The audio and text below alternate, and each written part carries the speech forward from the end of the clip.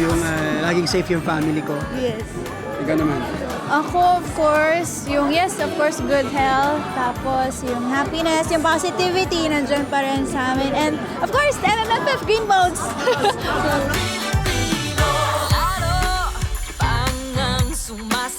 Lahat ng mga taong naniwala sa akin at palaging nandyan para sa akin. Ikaw. Ako, gusto kong pasalamatan, of course, si Mommy kasi lagi pa rin siya andyan for me. Tapos, our supporters, to our Kapuso family, the GMA, and of course, kay Aki.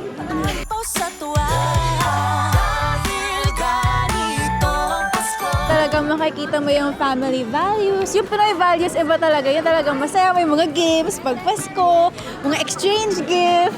Actually, yun din talaga yung sa akin kasi pag Paskong Pinoy talaga, kailangan na kumpleto yung family mo, masaya kayo, sabay-sabay kayo kakain, abangan nyo talaga na mag-Christmas. So, ayun.